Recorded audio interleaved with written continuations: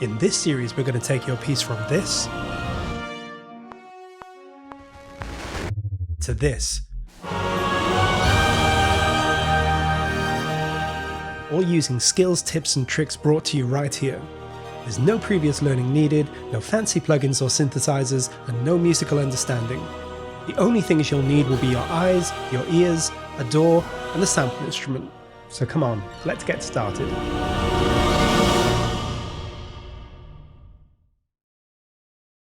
Hi, Adam from Audio Imperia here, and welcome to episode 5 in our series, The Journey to Becoming a Composer. In the first 4 episodes of this series, we've covered the core concepts of MIDI composition, looking at DAWs, MIDI data, and sample playback engines, and how we can utilize key switching, expression, dynamics, velocity, and legato to enhance the realism and musicality of our compositions. Now that we've looked at these core concepts, moving forward we're going to switch gears a little and begin looking at how we can use these concepts to begin composing music. In this episode we're going to talk a little more about composition itself and begin thinking about what composition is and what makes a good composition.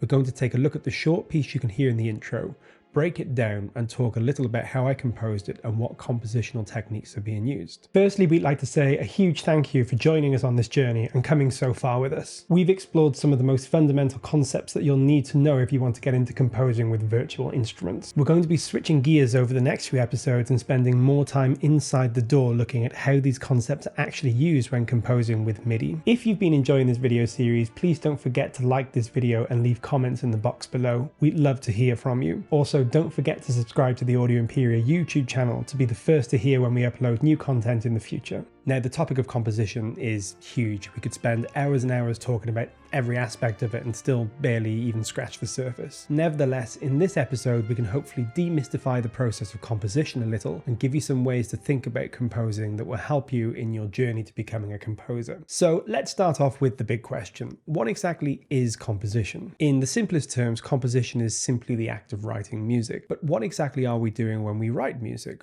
What are we trying to achieve? I thought for a long time about how best to define composing, and I'm sure if you asked 100 different people, they would define it in 100 different ways. But if I had to take all the elements of music composition and distill them down into one simple definition, it would be this. Music composition is storytelling. When you write music, you're telling a story, or perhaps a better way to think about it is that you're taking someone on a journey. Stories are really just internal journeys, devices that allow our minds to move from one place to the next in a way that feels intriguing, emotionally engaging, sometimes surprising, and ultimately moving. I always try to keep this in mind when I'm writing music. I'm telling a story. The best way to talk about composition is to look at one. So let's move over to the DAW and talk about the musical example that I wrote for this series. We can analyze the composition itself and talk a little bit about my inspiration and approach when writing the piece. Hi guys, and welcome to the DAW. We're going to be spending a lot more time with this kind of view because we're going to be spending a lot more of our energy actually looking at music inside the DAW and analysing it that way. Before we analyse the compositional techniques we use to create this piece, let's have a listen through to it again in its entirety and remind ourselves what we're working with.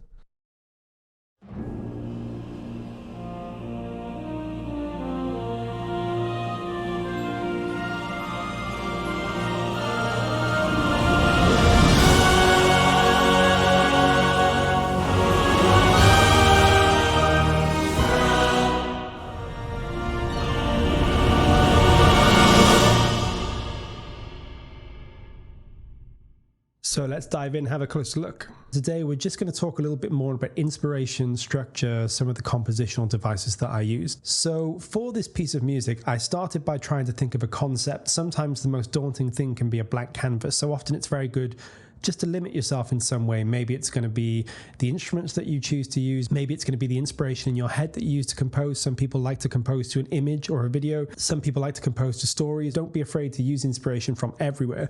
And for this, I decided, because I wanted to write a short piece of music, I was going to write a piece of music that was almost like a movie studio opening. You know, the things you see in Paramount and Universal Studios. Before the film starts, you get that great piece of music, a little opening logo. And I thought, I'm almost going to write a piece of music that might go along alongside a movie studio logo. So that was my starting concept, and from there the rest kind of was dictated by that initial concept. It was going to be fairly short, probably 20 to 30 seconds max. It was obviously going to be pretty optimistic and exciting because you want the opening of a movie studio logo before the film starts to have that sense of optimism and excitement. You're taking the audience on an adventure, and you want the very first thing that you hear and see to give you a sense that that's going to happen. So that was my starting point. I also used that idea as a way of developing the structure of this piece. Most films have a beginning, a middle, and an end, and I thought in a very condensed form I wanted this to have the same feeling. So I created this in a kind of 3-act structure. There's an intro, there's kind of the second section, which I guess is the main section, and then we have an outro, which is just this kind of satisfying climactic outro that takes us out to the end. So what I'm going to do is go through each section, just talk a little bit about how I put it together and some of the techniques that I used. For the intro, I decided I wanted to create a kind of relatively enigmatic, slightly mysterious sounding intro that felt like it was building and building towards something. So the first thing I decided to do was come up with just a really simple theme that I could use, almost what we would call a motif, which is essentially like a little piece that has a specific musical identity. And I came up with this really simple little melody.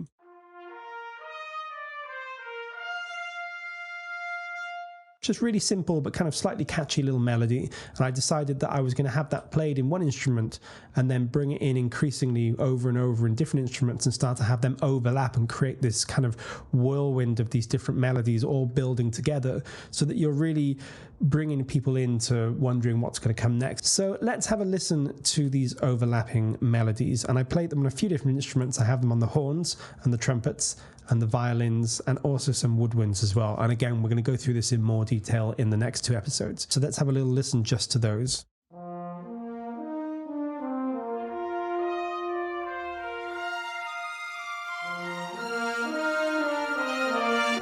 So you can hear as the piece is developing further and further, this fragment of melody keeps getting replayed over and over in different instruments and different registers of those instruments. And everything is sort of overlapping, building, creating what we would call in music a sense of dissonance in places, which is these kind of unresolved tensions. You know, it's almost an emotional effect on people to have something that feels momentarily off and then resolve it and make it feel right again. And then when we move into the second section and everything gets resolved in this big, huge chord, it's going to feel very, very satisfying, like we've really been working towards this moment. For the accompaniment, I just kept things really simple because there's quite a lot going on in the kind of melody line that keeps overlapping over and over again. I wanted to keep the accompaniment fairly simple. So I used very sparse textures in the low woodwinds, the low strings, and also the percussion as well.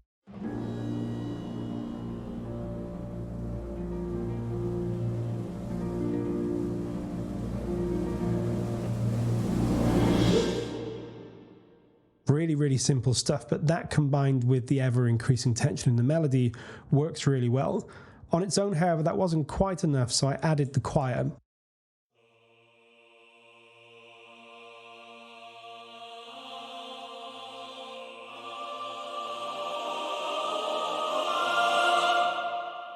As you can see, the choir is starting with quite a sparse texture in the beginning and gradually increasing in intensity and tension as we go through. And so we have this very thick chord here halfway through bar 8. And incidentally, this intro is in B flat, and this chord here would technically be a B flat major with the added second and fourth tones of the scale. So it feels very tense and it needs resolving, and that's what we do in the middle section. So I'll just show you how that sounds in isolation.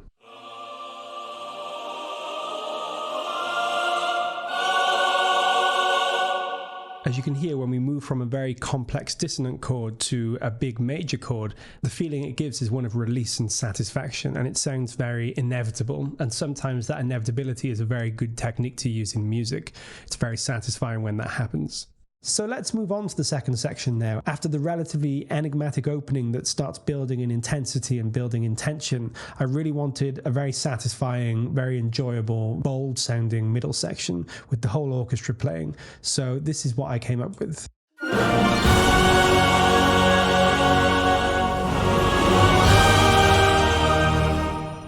Really simple, really straightforward. The first thing that I did was to have a kind of melody that's based somewhat on the opening melody, but it's slightly different, and that's just being played in the upper brass and the upper strings as well. So if I just play them in isolation.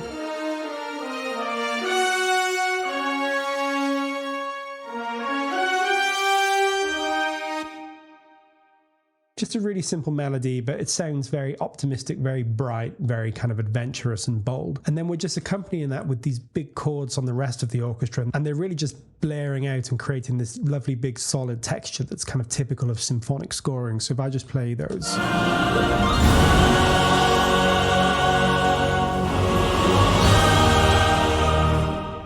And that's two major chords that are really just sending this incredibly sort of optimistic, bright, major feel to the whole piece. You can particularly hear the choir singing in its loudest dynamic, just sounds very adventurous.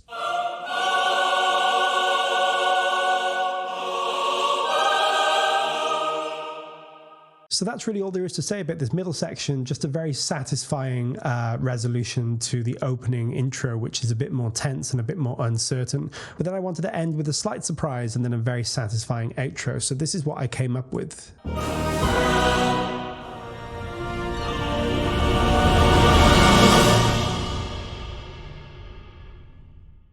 So there's a couple of things to talk about compositionally here. First of all, we've had this big middle section, which is just these kind of long chords and this very simple melody. Already we've had a bit too much of the same thing. If we carried on with just these long, big major chords, within a few more seconds, it would have got boring and we would have been needing something else to happen. So what I decided to do was have a bit of a surprise chord change and also have a bit of a pause before the final climactic outro chord. And what that does is just reintroduce a little bit of uncertainty into the music again. Again, it's almost like if you think about a roller coaster or something, you know, before you drop, you're going to have that pause. I just wanted the momentary pause before we take the final leap into the unknown.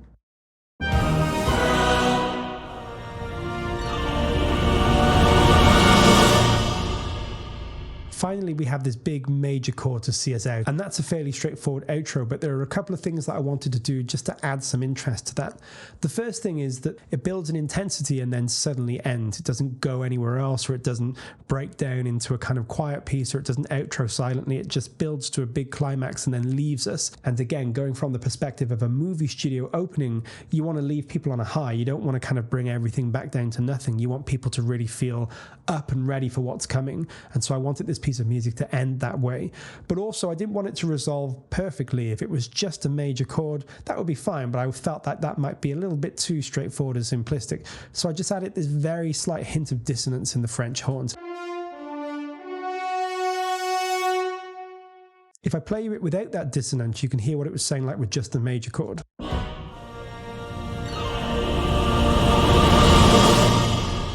It sounds fine, but it feels like it's missing something, and having that little bit of dissonance at the end just gives you that feeling of, I'm not exactly sure what's going to come next, but I know hopefully that it's going to be good. And that's kind of the feeling that I wanted to leave people with the end of this music. So altogether, you have a really satisfying major chord outro, but you just have a little hint that maybe there's a surprise or two coming.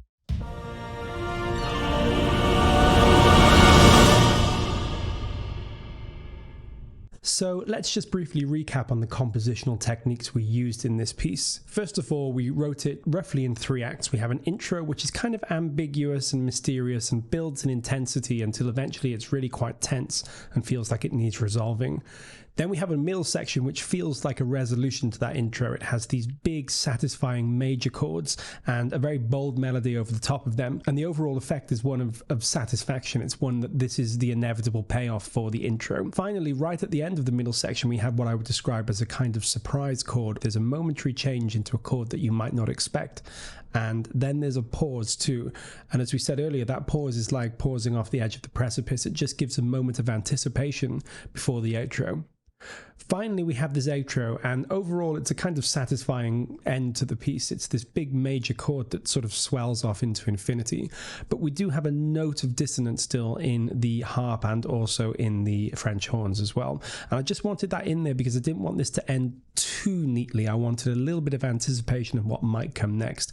Again, going back to what we talked about in the beginning, we're kind of emulating a movie studio opening. This is the kind of music that's meant to open before a film, and therefore you want just a tiny question question mark about what's to come. You don't want this piece to be the end of everything. You want it to be the beginning of something much bigger. So that was some of the thoughts that I was having when I was putting this piece together and composing this piece. No one video or course could ever give you everything you need to know about composition, but hopefully this gives you a little flavor of it and gives you some things to think about when you're writing your own music as well. And most importantly, guys, don't be afraid to load this up on your own computers, connect it up to Nucleus, and just have fun with it. A big part of learning how to compose is just having fun with things, looking at how they're put together and then deconstructing them back again and figuring out what you might do differently. All of that stuff's really important, and that's exactly why we gave you the MIDI files to this. We really just want you to go to town with it and have fun and look at how it was all put together.